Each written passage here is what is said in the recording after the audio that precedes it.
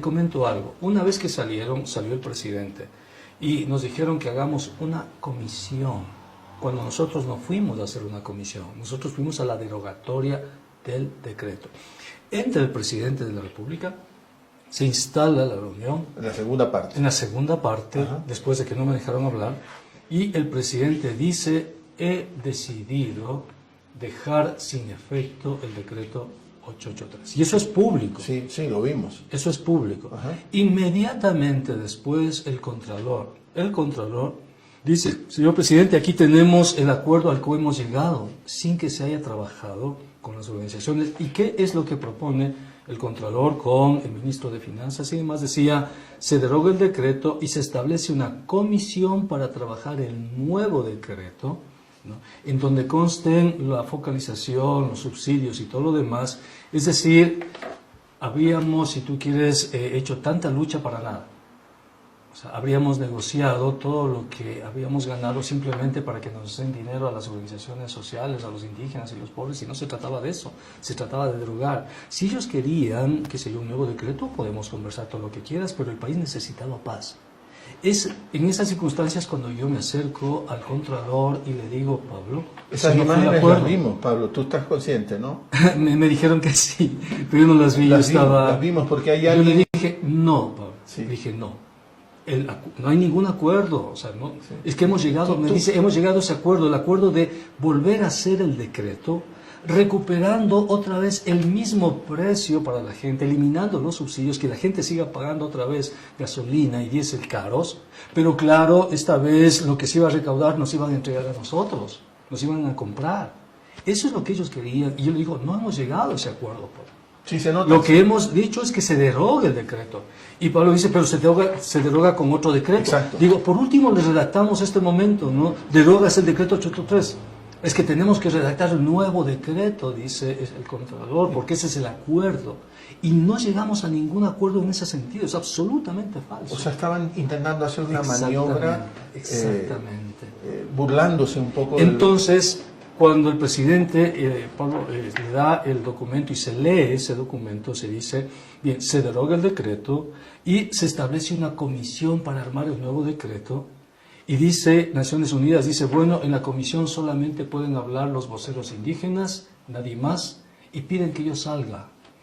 Roldán le dice, que no tengo idea qué puesto tendrá en el gobierno. Secretario del presidente, ¿eh? No tengo Secretario idea. del presidente. Pero Roldán dice en plena reunión: queremos que Pablo Dávalo salga de la reunión. Tiene que salir de la reunión. Eso no vimos.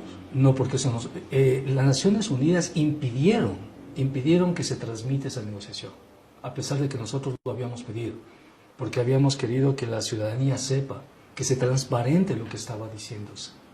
Pero Naciones Unidas no quiso que se transparente, o en todo caso que se comunique a la sociedad lo que estábamos haciendo ahí. La percepción que tenemos es que la cancha estaba inclinada y que el árbitro estaba un poco... Totalmente vendido, totalmente vendido. Impidió que yo hable. Me cerró el paso para que yo hable. Totalmente vendido.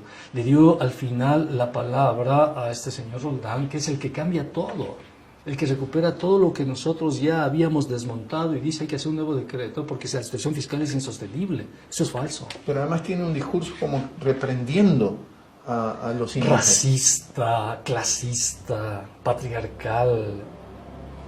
Entonces fue terrible, ¿no? Pero hay una escena también, Pablo, que cuando entran de vuelta, cuando ya se termina la segunda parte, ahí vemos la intervención de Leonidas Issa, indignado. Porque no habíamos llegado a ningún acuerdo, como dijo Leonidas el está Contralor. indignado y la mesa empieza a descomponerse, ¿no? Sí. Y entonces, antes de que empiece la descomposición, todavía está ahí el presidente. Él empieza a irse cuando ya empieza a descomponerse la mesa. Y yo pensé: el presidente se va a quedar, pues no va a permitir que esto se eche a perder. El presidente se va de todas maneras, aunque ya él asiste al inicio de la descomposición de la mesa, porque Leonidas Issa está indignado. Él dice, y se refiere al Contralor. Nos manipularon. O sea, nos manipularon en el sentido de decirnos: señores, está bien, se deroga el decreto, pero aprueben el nuevo decreto que establece lo mismo. Entonces, ¿qué hicimos después? Entonces se retoman la cuestión Se ¿cuándo arman las vuelve a tomar mesas, el cauce? se arman las mesas, se establecen las Naciones Unidas quería que solo hablen los voceros indígenas, que no hable prácticamente yo. Naciones Unidas hizo todo lo posible para que no hable, todo lo posible. Llegaron incluso a la agresión verbal en mi caso. O sea, Naciones Unidas, ¿verdad? Los mediadores. Y eso es público, te lo puede decir cualquier persona. Pero yo estuve con la dirigencia ahí, sostuvimos nuestra posición y nos sostuvimos en el hecho, ya, ¿quieren hacer un decreto? Hagamos el decreto, pero no en esta oportunidad. Reunámonos después y que sea un debate público, un debate nacional sobre qué significan los subsidios, cómo se puede hacer política agrícola, qué datos hay reales, etcétera, y protejamos a los más pobres. Pero en este momento deroguemos el decreto.